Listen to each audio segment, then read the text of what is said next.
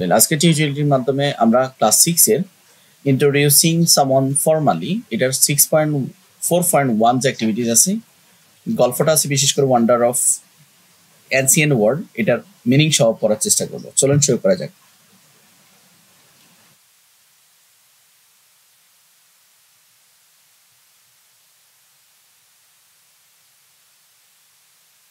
আমাদেরকে এখানে কি কাজ করতে হবে? Read the text below individually, প্রত্যেকে আলাদা আলাদা করে গল্পটা পড়ো।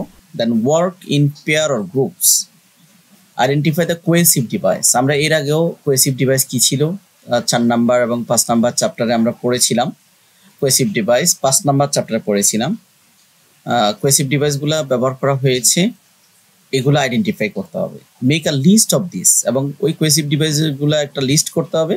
Analyse the purpose of this cohesive device, এবং কোহেসিভ ডিভাইস ব্যবহারের উদ্দেশ্য কি সেগুলো আমাদেরকে লিখতে হবে। চলুন এই কাজটা আমরা গল্প পড়ব। Wonders of the ancient world, প্রাচীন বিশ্বের বিস্ময়। Amin was sitting in her bed, Amin তার বেডের মধ্যে, বিছানার মধ্যে কি করছে? বসে ছিলেন। When her mother enter the her room, যখন তার মা তার রুমে ঢুকছিলেন, প্রবেশ করেছিলেন। As Amina was lost in her thoughts, মানে সে কি যেন তার চিন্তা ভাবনা, সে তার ভাবতেছেন শি ডিডন্ট নোটিস, সে তার মা যে প্রবেশ করেছে সে লক্ষ্য করে নাই। Therefore it is startled Amina when her mother spoke. তার মার কথা শুনে সে চমকে উঠলেন। Startled Amina when her mother spoke. And what are you doing? Her mother asked her. তার মা তাকে জিজ্ঞেস করলো, কি করছো? I was reading and when I came across the term 7 wonders of the ancient. আমি সপ্ত আশ্চর্যের বিষয় নিয়ে পড়ছি। So I was thinking about that, Amina answer. Amina বলছে, জবাব দিচ্ছে যে আমি এগুলা নিয়ে ভাবছিলাম। And it was a list of 7 notable structures of the ancient period. প্রাচীন যুগের খুব গুরুত্বপূর্ণ এই স্থাপনাগুলো, তালিকা, উল্লেখযোগ্য তালিকা, একটি তালিকা, এটা মা বলল। And then why are call the wonders asked Amina জিজ্ঞেস করলো তার মাকে যে কেন এগুলাকে সপ্ত আশ্চর্য বলা হয়, বা ওয়ান্ডার্স কেন এগুলা। ইউ টেল মি হোয়াই, তুমি আমাকে বলবে। মা বলতেছে, আই ডোন্ট নো, আমি জানি না। Can you name 1 or 2 of them? Mother asked, মা জিজ্ঞেস করছে তুমি কি একটা বা দুইটা বলতে পারো? তো গ্রেট পিরামিড অফ গিজা, তারপর light house of Alexandria. Amina বলতেছে লাইট হাউস অফ গিজা, তারপরে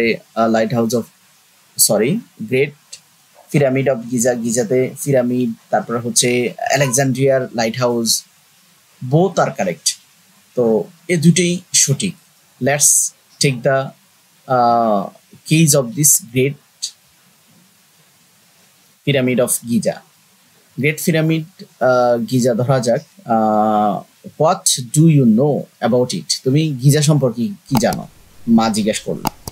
firstly it is in Egypt, এটা প্রথমত হচ্ছে এটা একটা ইজিপ্টে বা মিশরে। সেকেন্ডলি ইট ইজ হিউজ, এটা বড়। আমিনা রিপ্লাইড, আমিনা জবাব দিলেন। It is stood 481 feet tall when constructed, যখন এটা নির্মাণ করা হয় তখন 481 ফিট উঁচু ছিল। and thus being the tallest man stand structures of that time, সবচেয়ে উঁচু মনুষ্য নির্মিত কাঠামো হচ্ছে এই স্থাপনাটি। Furthermore it remained so for more than 3,800 years, mother added. মা বলছে যে 3,800 বছরের বেশি সময় ধরে এটি ছিল। and I can hardly wrap my head around it considering its massive structure in additions to its ancient origin, Amina said. Amina বলল যে এর বিশাল কাঠামো ছাড়া এর পাশে আমার মাথা মোড়ানো যায় না প্রাচীন উৎপত্তি পর্যন্ত। Moreover it was built without modern technologies, মা বলল যে এটা মডার্ন টেকনোলজি দিয়ে নির্মাণ করা হয়েছিল। All of this 7 testaments of human marvels, মানে এখানে বলছে 7টির সবগুলোই মানবিক বিস্ময়ের সাক্ষ্য।